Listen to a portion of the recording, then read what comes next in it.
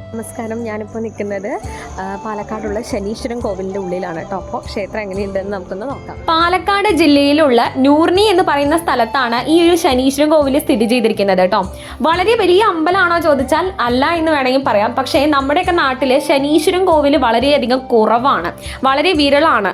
അങ്ങനെ നോക്കുന്ന സമയത്ത് ഈ ഒരു അമ്പലം കാണാനും ഈ ഒരു അമ്പലത്തിൻ്റെ അറ്റ്മോസ്ഫിയർ ഒന്ന് എക്സ്പീരിയൻസ് ചെയ്യാനും വളരെ അധികം നല്ലൊരു സുഖമാണ്, നല്ലൊരു രസമാണ് കേട്ടോ.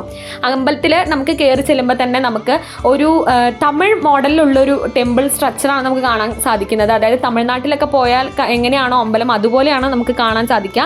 ഈ ഒരു ക്ഷേത്രത്തിലെ ഏറ്റവും പ്രാധാന്യമേറിയ വഴിപാട് എന്ന് പറയുന്നത് എള്ളുത്തിരി നേരുക എന്ന് തന്നെയാണ് കേട്ടോ.